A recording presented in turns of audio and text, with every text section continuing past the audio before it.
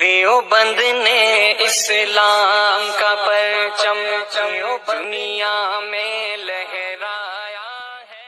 السلام علیکم ورحمۃ اللہ وبرکاتہ۔ میرے پیارے دوستو، امید کرتا ہوں کہ آپ سب خیریت سے ہوں گے۔ پیارے دوستو، اللہ تعالیٰ نے شرک و تکبر کے برے انجام کی عبرتناک سزا کا بیان فرمایا کہ ایک مالدار مشرک کو اللہ تعالیٰ نے کھجور کے ایسے 2 باغ عطا فرمائے تھے جن کی چاروں طرف کھجور کے درخت اور بیچ میں لہلہاتی کھیتیاں اور نہریں تھیں۔ دونوں باغوں میں خوب غلہ اور پھل پیدا ہوتے تھے۔ وہ پھلوں اور مال و دولت کی کثرت کی وجہ سے غرور کے نشہ میں چور ہو کر کہنے لگا کہ نہ کبھی میرا باغ تباہ ہو سکتا ہے اور نہ ہی قیامت آئے گی۔ چنانچہ اللہ تعالیٰ نے اس کے اس تکبر و گھمنڈ کی وجہ سے آسمانی آفت کے ذریعہ سارے باغوں کو تباہ کر کے رکھ دیا اور وہ اپنے برے انجام پر